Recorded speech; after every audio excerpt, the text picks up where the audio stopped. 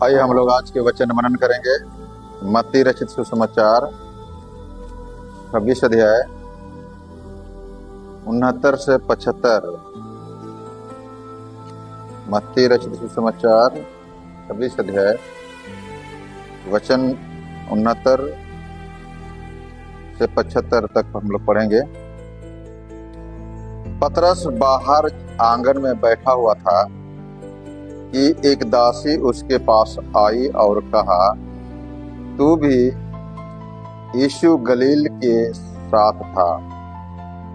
उसने सबके सामने यह कहते हुए इनकार किया, मैं नहीं जानता कि तू क्या कह रही है।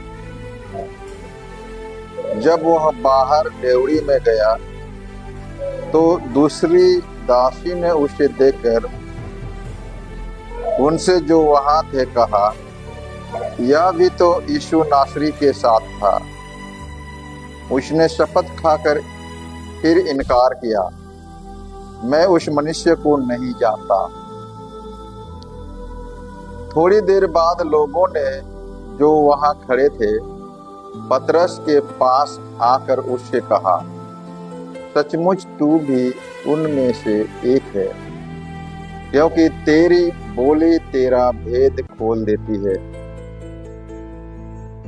तब वह धिक्कारने और शपथ खाने लगा, मैं उस मनुष्य को नहीं जानता, और तुरंत मुर्ग ने बांग दी। तब पतरस को यीशु की कही हुई बात स्मरण हो गई, मुर्ग के बांग देने से पहले तू 3 बार मेरा इनकार करेगा। और वह बाहर जाकर फुट फुट कर रोने लगा। सबके बोले आमीन। बोले यीशु मसीह की। आइए सब पे अपने स्थान में बैठ जाएंगे। परमेश्वर पिता और पुत्र और पवित्र आत्मा के नाम से आप सबों को अनुग्रह और शांति मिलती रहे। परमेश्वर को धन्यवाद देंगे आज के सुबह के लिए। बीते सप्ताह भर हमें काफी धूप, काफी बरसात, काफी चुनौती हमारे चारों ओर मंडराता रहा, और इस तरह से हम प्रभु के अनुग्रह में पाए गए, प्रभु के अनुग्रह में रोपे गए, जिसके कारण हम लोग सुरक्षित है, जीवित है और परमेश्वर की उपासना में, आराधना में, वचन की सहभागिता में हम पाए जाते हैं। आज का वचन बहुत ही जाना पहचाना है, पतरस का इनकार करना। हालेलुया। वचन में क्या लिखा है? पतरस का इनकार करना। और इन संदर्भों को, इन वचनों को हम जब ध्यान करते हैं, इनको समझने के प्रयास करते हैं, तो यहाँ पर एक शब्द, एक स्टेटमेंट, एक संदर्भ, एक वाक्य यहाँ पर हम पाते हैं, एक विचार को हम पाते हैं, और वह है, वह गिर गया, है ना, लेकिन पाप नहीं किया। हालेलुया, है ना। और कईयों का कहना है उसने पाप किया लेकिन उसने नहीं गिरा। ये 2 शब्द हम लोग पाते हैं। तो पतरस ने क्या पाप किया, है ना? पतरस ने क्या किया जो कि पाप कहलाता है? और यहाँ पर ऊपर में लिखा है इनकार किया। यीशु को क्या किया? इनकार किया। और 3 बार उसको सवाल पूछा गया। कितने बार? 3 बार। यीशु मसीह की परीक्षा कितने बार हुई? वो भी 3 बार। सो पहला सवाल जो है, जो पतरस को पूछा गया कि तू यीशु के साथ था, है ना? क्या लिखा है 70 नंबर वचन में? है ना, तू भी यीशु गलील के साथ था। तो पतरस क्या कह रहा है? सिंपल साधारण सा शब्द जवाब दे रहा है, नहीं मैं उसको नहीं जानता, इनकार किया। दूसरा सवाल, यह भी तो यीशु गलीली के साथ था। यहाँ पर वो कह रहा है कि शपथ खाकर इनकार किया। पहला क्या किया? सिर्फ इनकार किया कि हम उसको नहीं जानते। दूसरा क्या है कि उसने शपथ खाने लगा, है ना।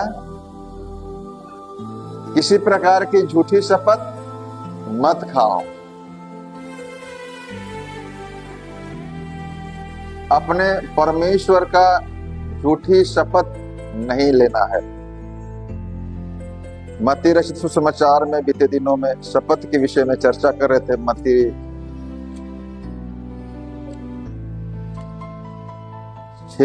5 में उसका 33 वचन 33 और आगे पढ़ते हैं, तू झूठी शपथ ना खाना, है ना, परंतु प्रभु के लिए शपथ को पूरी करना। अगर शपथ ले भी रहे हैं, खा भी रहे हैं, है ना, यहाँ पर खाने की बात कर रहा है ना। अगर शपथ ले भी रहे, खा भी रहे हैं, तो उसको पूरा करना है। यहाँ पर तो साफ साफ कह रहा है नया नियम के हिसाब से, परंतु मैं तुमसे कहता हूं कभी शपथ ना खाना, है ना। पहला परमेश्वर के आज्ञा को क्या करना? इनकार करना कि मैं उसे नहीं जानता हूं। यीशु मसीह को हम नहीं जानता हूं, बल्कि साफ साफ इनकार करते हैं। दूसरा क्या है कि वह शपथ खाकर इनकार करते हैं। मैं उसे क्या शपथ खाया पता नहीं, लेकिन प्रभु का आदमी है मतलब प्रभु का ही शपथ खाएगा।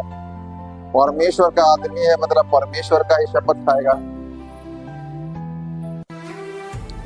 जिंदा है मतलब जीवन की शपथ खाएगा, है ना। तो ये परमेश्वर के वचन का उल्लंघन करना है।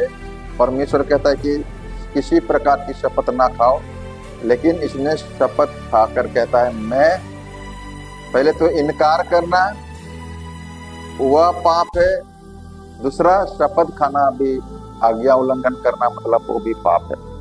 अब तीसरा नंबर देखिए क्या कह रहे हैं। फिर उसने 72 नंबर, फिर उसने शपथ खाकर इनकार किया कि मैं उस मनुष्य को नहीं जानता। अभी चौथा नंबर 74 नंबर वचन, वह धिकारने लगा। क्या करने लगा? तीसरा नंबर पॉइंट, धिकारने लगा। पहला क्या है? साधारण नहीं जानता बल्कि इनकार कर रहे, नहीं जानता हूं जी। दूसरा क्या है? शपथ खाकर इनकार किया। अभी तीसरा क्या है? धिकारने लगा। मैं फालतू मसीह के पीछे आया, मैं क्यों मसीह के पीछे आया? ऐसे कुछ सवाल हो सकता है। क्यों तो मैं मरने के लिए इधर आया, है ना। अपने आप को क्या करने लगा? धिकारने लगा। कितने साल तक वो मसीह के पीछे चल रहा है? 3.5 साल तक उसने चला, सुख समृद्धि में, ऐशो आराम में, किसी भी प्रकार की खाना पीना, क्या खाएंगे, क्या सोएंगे, कहाँ रहेंगे। हालांकि उनके बीच में आंधी आई, तूफान आई, भूख लगा, प्यास लगा, लेकिन वह निश्चिंत होकर वे यीशु के साथ चलने लगे 3.5 साल तक। लेकिन जब उनको कटघरे में आना पड़ा, है ना, जब दुनिया के लोग, संसार के लोग, अधिकारी लोग, सिपाही लोग सवाल करने लगे तू यीशु के साथ था,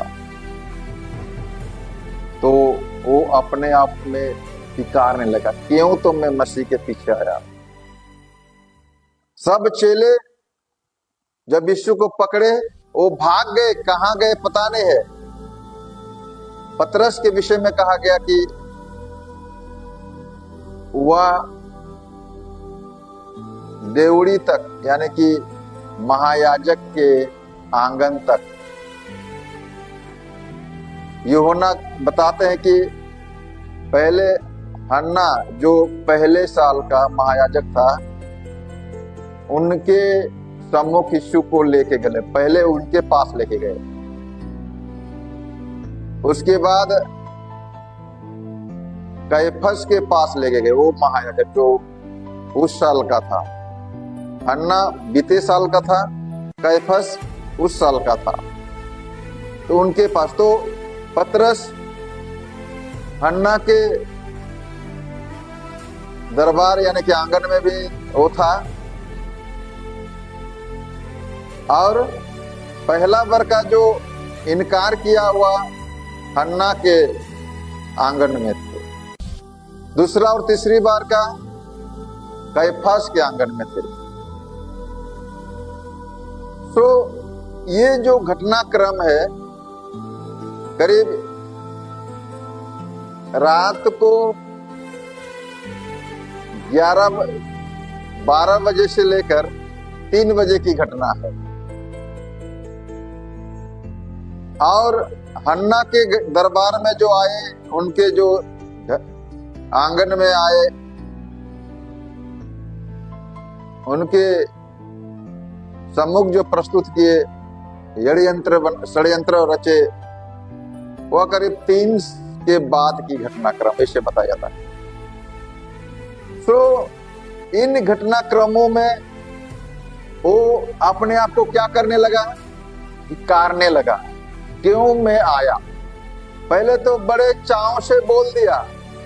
आप लोग यही मत्ती के 26 के 30-35 को अगर हम लोग पढ़ेंगे, है ना, 31 से लेकर 35 तक, पतरस ने 35 नंबर वचन में कहता है, 34 में यीशु ने कहा, मैं तुझसे सच कहता हूं कि आज ही रात को मुर्ग के बांग देने से पहले तू 3 बार मुझसे मुकर जाएगा। कितने बार? 3 बार मना करेगा। ध्यान से सुनिए।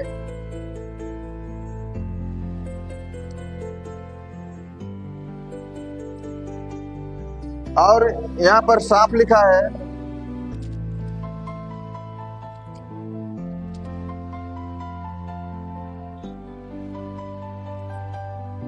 छब्बीस का 35 में, पतरस ने उससे कहा, यदि मुझे तेरे साथ मरना भी पड़े, ध्यान से सुनिए क्या कह रहा है, तेरे साथ मरना भी पड़े तो भी मैं तुझसे कभी ना मुकरूंगा। और ऐसा ही सब चलो ने कहा, हम भी कर रहे हैं ना। लेकिन जैसे ही यीशु को पकड़े, वो सब के सब क्या हो गए, छोड़कर भाग गए। 56 नंबर वचन, 26 के 56। परंतु सब यह सब इसलिए हुआ कि भविष्यद्वक्ताओं के वचन पूरे हो। तब सब चेले उसे छोड़कर भाग गए। पतरस और यूहन्ना, है ना, वो दोनों यीशु के पीछे पीछे चलने लगे। यूहन्ना के साथ कोई सवाल जवाब नहीं किया गया। बताया जाता है कि वह महायाजक का परिचित व्यक्ति था। महायाजक से उसका अच्छा संबंध था, अच्छा परिचित था। इसलिए यूहन्ना को ये जान पहचान आदमी है बोल के उसको किसी प्रकार का सवाल जवाब नहीं किया गया। लेकिन पतरस को सवाल जवाब किया गया। हालेलुया। 15 नंबर वचन, यूहन्ना 18 अध्याय का 15। पतरस और अन्य चेला भी यीशु के पीछे हो लिए। वह चेला महायाजक का जाना पहचाना था, इसलिए वह यीशु के साथ महायाजक के आंगन में गया। हालेलुया। किनके आंगन में गया? महायाजक के आंगन में गया। वो आंगन के अंदर घुस गया। पतरस कह रहे, पतरस बाहर द्वार पर खड़ा रहा। तब वह दूसरा चेला जो महायाजक का जाना पहचाना था बाहर निकला और द्वारपालिन से कहकर पतरस को अंदर ले गया। और उस दासी ने जो द्वारपालिनी थी पतरस से कहा, कहीं तू भी इस चेलों में से तो नहीं है? उसने कहा, मैं नहीं हूं। साधारण सी बात है, मैं नहीं हूं, ऐसे कहकर मना कर दिया, है ना। तो हम लोग कहां पर थे? उसने अपने आप को धिकारा, उसने अपने आप को धिकारने लगा।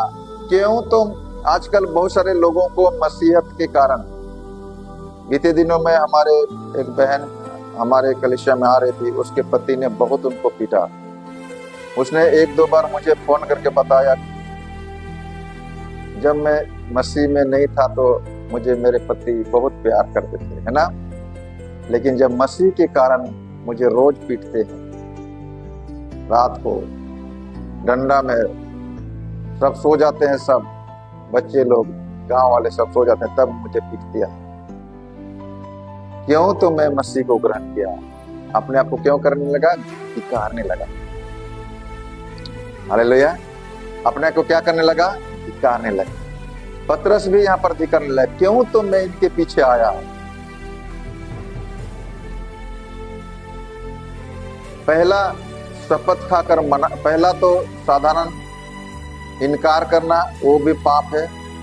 दूसरा शपथ खाकर, वो भी पाप है। तीसरा अपने आप को धिकारना, वह भी पाप है। पहला सिंगल पाप, दूसरा डबल पाप, तीसरा 3 पाप। हालेलुया। समझने वाली बात है। सो पतरस और यीशु दोनों बराबरी में है, दोनों बराबरी के घटनाक्रम में है। अंदर यीशु का दोषारोपण लगाया जा रहा है ना। अंदर क्या किया जा रहा है? यीशु को दोष लगाया जा रहा है। तू मनुष्य का पुत्र है कि परमेश्वर का पुत्र है? तू क्या राजाओं का राजा है? क्या तू लोगों को कह रहे हैं कि कैसर को कर देने के लिए मना कर रहा है? वो चुपचाप रहा। ध्यान से सुनिए, वो क्या रहा? यीशु चुपचाप रहा। एक सवाल उनको पूछा गया, क्या तू परमेश्वर का पुत्र है, मसीह है, जिसको हम इंतजार कर रहे हैं? ध्यान से सुनिए। तो यीशु वहां पर ना नहीं कह रहा है, ना हाँ कह रहा है। क्या कह रहे हैं? हाँ भी नहीं बोल रहे हैं, ना भी नहीं बोल रहे हैं। और एक जवाब दे रहे कि तू आप ही कह रहे हो। हालेलुया। तू स्वयं बोल रहा है, मैं तो नहीं बोल रहा हूं। लोग बोल रहे हैं, मैं तो नहीं बोल रहा हूं। ध्यान से सुनिए। आप मानो या ना मानो, वो आपके ऊपर डिपेंड है। ध्यान से सुनिए। आप माने या ना माने, आप ग्रहण करो या मत करो, ये आपके ऊपर जिम्मेदारी। आप बोल रहे हो।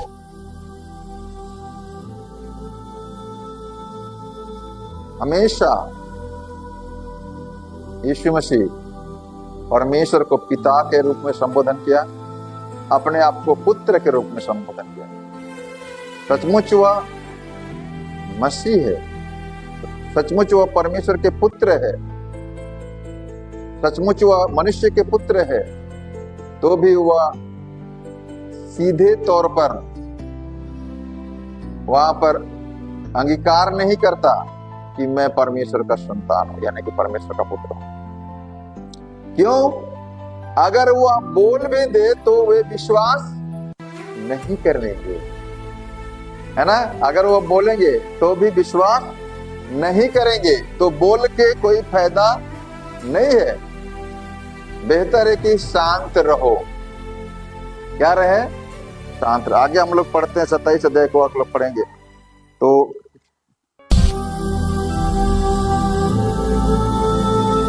हन्ना ने पूछा तो वो शांत रहा, कैफस ने पूछा तो वो शांत रहा, हेरोद राजा ने पूछा तो वो शांत रहा, पिलातुस ने पूछा तो भी शांत रहा। कहाँ पर जवाब देना है, कहाँ पर शांत रहना है, इस बात का समझदारी बहुत आवश्यक है। ध्यान से सुनिए, आगे प्रभु का वचन अगर वो कोई करेगा तो आने वाले दिनों में चर्चा करेंगे। कहाँ पर शांत रहना, कहाँ पर जवाब देना है। हम लोग कभी कभी जवाब देने में तत्पर रहते हैं। कोई अगर हमें लांछन लगाए, कोई अगर हमें दोष लगाए तो हम तत्काल समय ना गवाए हम जवाब देने में लग जाते हैं। लेकिन कभी कभी परिस्थिति को समझना है, गंभीरता को समझना है और हो सके तो शांत रहने में भी भला यह परमेश्वर का आत्मा के चलाए जाकर यीशु मसीह वहां पर शांत रहते हैं। और परमेश्वर का वचन बताता है कि यीशु मसीह और पतरस, यीशु मसीह को अंदर में है ना, अंदर में यीशु मसीह को ट्रायल यानी कि दोष लगाया जा रहा है। पतरस को बाहर में ट्रायल यानी कि दोष लगाया जा रहा है। हालेलुया। तो यीशु मसीह अंदर में क्या हो रहे हैं, पास हो गए, सफलता हो रहे हैं। और पतरस क्या हो रहे हैं, फेल हो रहे हैं। पतरस क्या हो गए हैं, फेल हो रहे हैं, इनकार कर रहे हैं। यीशु मसीह बुद्धिमत्ता के साथ ना तो इनकार कर रहे हैं ना अंगीकार कर रहे हैं, लेकिन उनको उनके विचार पर, उनके समझदारी पर अपने विषय में सोच क्या है वो सौंप देते हैं। आप कह रहे हो भैया, मैं नहीं बोल रहा, समझदारी की बात है ये। सो जो भी अंदर की परीक्षा, जो यीशु को षड्यंत्र कर रहे हैं, उनको लांछन लगा रहे हैं, दोषारोप लगा रहे हैं। विद्वानों का कहना है, टीकाकारों का कहना है, वचन का कहना है, यीशु मसीह वहां पर क्या हो रहे हैं, सफलता, पास हो रहे हैं। बाहर पतरस क्या हो रहे हैं, फेल हो रहे हैं। फेल होने का कारण क्या है, इसको समझना बहुत जरूरी है। 40 नंबर वचन, 26 अध्याय का 40, वहां पर लिखा हुआ है, चेलों के पास आया, फिर उसने चेलों के पास आकर उन्हें सोते पाया। क्या कर रहे हैं, पतरस का फेल होने का पीछे क्या कारण है, सो रहे हैं। यीशु मसीह क्या कर रहे हैं, गेत्सेमनी बारी में बोले कि तुम यहाँ पर प्रार्थना करते रहो, मैं क्या कर रहा हूँ, प्रार्थना करने जा रहा हूँ, मेरे साथ प्रार्थना करो। वह ढेले फेंके जाने, हम ढेला फेंकते हैं, पत्थर फेंकते हैं तो जितना दूर होता है ना, तो यहीं पर प्रार्थना करो। उसके बाद ढेला फेंकने के दूरी पर हम लोग पत्थर या ढेला फेंकते तो कितना दूर होगा, उतना दूर जाकर वो प्रार्थना करने लगे। व्यक्तिगत प्रार्थना, सामूहिक प्रार्थना भी जरूरी है। तुम लोग यहाँ पर सामूहिक प्रार्थना करो। 3 ग्रुप में प्रार्थना हो रहा है। कितने ग्रुप में, 3 ग्रुप में। पहला, कितने चेले हैं, एक चेला तो भाग गया है, यहूदा इस्करियोती, है ना। कितने चेले बचे हैं, 11 चेले। 11 चेले में से 3 को पकड़ के चला, पतरस, यूहन्ना और याकूब। कितना बचे हैं, 8 चेले। 8 चेले को बोला तुम लोग यहाँ पर प्रार्थना करते रहो, हम तीनों जन आके जाके प्रार्थना करें। तो तीनों जन को बोला तुम यहाँ पर प्रार्थना करो। उसके बाद ढेले फेंकने की दूरी पर जाकर वो स्वयं प्रार्थना करने लगा। तीनों जन तीन ग्रुप में प्रार्थना हो रहा है। 2 ग्रुप क्या किया है, सो रहे, प्रार्थना करने छोड़कर क्या कर रहे हैं, सो रहे हैं। यीशु मसीह क्या कर रहे हैं, प्रार्थना कर रहे हैं, जाग रहे हैं। ध्यान, तो सोना, हम लोग कई बार घोषणा करते हैं, कई बार कमिटमेंट करते हैं, 4 बजे से उठेंगे, शाम को 7 बजे से प्रार्थना करेंगे, है ना। ध्यान से सुनिए, 4 बजे तो सोने का समय है। आजकल तो मैं भी नहीं उठ पाता हूँ, उठ के पानी भर के फिर सो जाता है, चले ऐसे होता है। फिर एक नींद उठा के 5 बजे फिर उठेंगे, उस समय प्रार्थना करेंगे, पढ़ेंगे, लेकिन कमिटमेंट है 4 बजे, गड़बड़ा जाता है। तो हम लोग सोने को प्राथमिकता देते हैं। दूसरा क्या है, 69 नंबर वचन में, 26 का 69 में देखे, वह बाहर आंगन में बैठा हुआ था। किनके बीच में बैठा हुआ है? सिपाहियों के बीच में, सूबेदारों के बीच में। इसको कहा जाता है बेड कंपनी, पूरी संगति। पहला क्या है? सोना। दूसरा क्या है? पूरी संगति। सब चेले तितर बितर हो गए। विश्वासी का नामो है कहीं पर नामो निशान नहीं है, सब तितर बितर हो गए। फेल होने का पीछे, पतरस का असफल होने का पीछे, अस्वीकार करने का पीछा, अस्वीकार करने के पीछे क्या कारण है? पूरी संगति है। हालेलुया। पूरी संगति अच्छी चरित्र को बिगाड़ देती है। हालेलुया। धोखा ना खाना, पूरी संगति अच्छे चरित्र को बिगाड़ देगा, ऐसा परमेश्वर का वचन कहता है। हालेलुया। तीसरा नंबर वचन, जो कि तीसरा नंबर पॉइंट, जो उसका फेल होने का पीछे जो कारण है, वो है घमंड। क्या है? घमंड। 35 नंबर वचन में क्या कहा? हमने सुना, तेरे लिए प्राण भी देना पड़े तो भी मैं तुझे ना मुकरूंगा, तुझे इनकार ना करूंगा। प्रभु बोल दिया, परमेश्वर अंतर्यामी है, यीशु मसीह अंतर्यामी है। आने वाले दिन में क्या होगा उसको पता है, मन की बातों को जानता है। कई बार फरीसी लोग, शास्त्री लोग, सदुकी लोग आए उनको फंसाने के लिए, उनको षड्यंत्र में फंसाने के लिए, उनके मन की बात को समझ जाता था। इधर पतरस के मन में क्या है वो भी समझ गया। बोलता है, तू आज 3 बार मुझे मूर्ति के मांग देने से पहले क्या करेगा? इनकार करेगा। पतरस बोलता है, मेरे लिए प्राण भी देना पड़े, जान भी गंवाना पड़े तो भी मैं तुझे ना मुकरूंगा, ना करूंगा। ये क्या है? ओवर कॉन्फिडेंस, माने कि घमंड।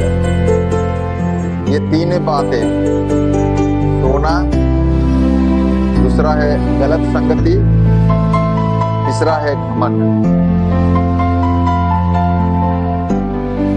मनुष्य का पतन का कारण होता है। एक विश्वासी का पतन का कारण, एक विश्वासी एक्सलाइट हो जाता है, पतन हो जाता है उसका ये 3 कारण हो सकता है।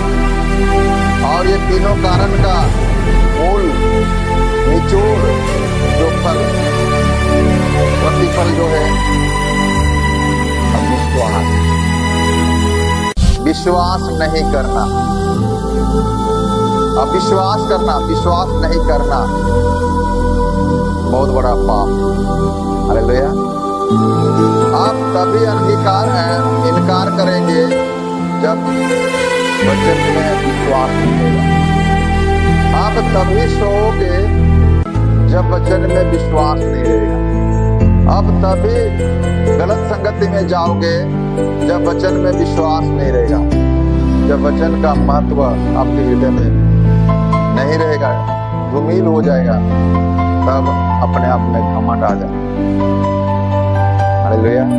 तो अविश्वास करना, विश्वास ना करना बहुत बड़ा पाप। कई बार चेलों को यीशु मसीह ने अल्प विश्वासी कहा, कई बार क्या कहा है? अल्प विश्वासी। और उन अल्प विश्वासियों के बीच में उनके विश्वासों को बढ़ाने का कार्य किया, चिन्ह और चमत्कार के द्वारा। राई के दाने के बराबर भी विश्वास है, अल्प विश्वासी है, तो उसके पास उद्धार का संभावना है, जीवन का संभावना है। लेकिन बिल्कुल विश्वास नहीं है, उसका कोई उपाय नहीं होगा, नरक का भागीदारी होगा। अविश्वास करना ही दंड का कारण है। क्या है? दंड का कारण। यूहन्ना 3 अध्याय का 17-18 में लिखा है, जो विश्वास नहीं करेगा उसको दंड का आज्ञा हो चुका है। हालेलुया। परंतु पतरस का पश्चाताप करना 75 नंबर वचन में, तब पतरस को यीशु की कही हुई बातें स्मरण हो आई, और मुर्ग के बांग देने से पहले तो 3 बार मेरा इनकार करेगा। यह जो वचन कहा था वह बातें स्मरण आई। हालेलुया। हम लोग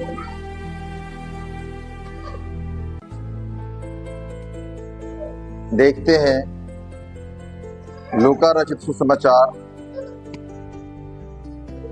22 अध्याय का 61 वचन कहता है, यीशु ने मुड़कर पतरस की ओर देखा। क्या किया? पतरस की ओर मुड़कर देखा, है ना। इधर लोग है, याजक, महायाजक, पुरनिया, शास्त्री, सदुकी लोग है। इधर यीशु है और पतरस और सिपाही लोग पीछे तरफ है। तो ऐसे करके देखा होगा, है ना। तो कितना दुखदायक विषय हो सकता है ना। आपके साथ खाया पिया, चिन्ह चमत्कार देखा, और आपके पीठ पीछे आपको इनकार करना, कितना ही दुख विषय हो सकता है यीशु के लिए। लेकिन यीशु मसीह पतरस की ओर देखता है जब मुर्गी का बांग देता है, तब पतरस को याद आ गया, है ना। पतरस को क्या आ गया? स्मरण आ गया, यीशु ने क्या कहा था, और उसने मन परिवर्तन किया, उसने पश्चाताप किया, उसने मन फिराया।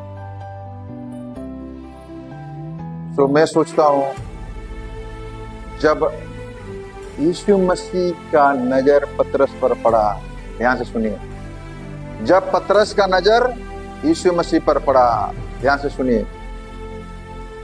तब उसमें मन परिवर्तन का कारण हुआ। तब उसमें मन परिवर्तन हुआ। आप ऐसे ही मन परिवर्तन नहीं कर सकते हैं। परमेश्वर के वचन आपके जीवन में कार्य करेगा। परमेश्वर का और आपका दृष्टि जाएगा, आपके नजर यीशु मसीह, उसने मन फिराया। तो मैं सोचता हूं, जब यीशु मसीह का नजर पतरस पर पड़ा, ध्यान से सुनिए, जब पतरस का नजर यीशु मसीह पर पड़ा, ध्यान से सुनिए, तब उसमें मन परिवर्तन का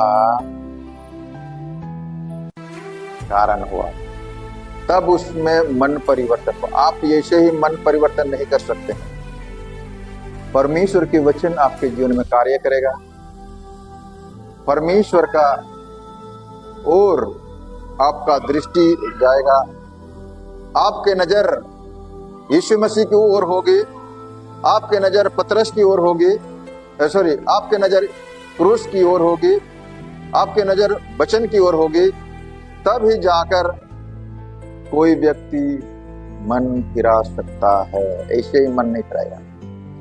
कोई वचन से उससे बातें करेगा, यीशु मसीह से उसे दर्शन होगी, परमेश्वर के वचन उनसे बातें करेगा, तब ही जाकर कोई मन फिरा सकता है। मैं सोचता हूँ परमेश्वर हम सबों से बातें क्या है। परमेश्वर आप सबों को बहुत आशीष दे। सबके बोले आमीन, हालेलुया।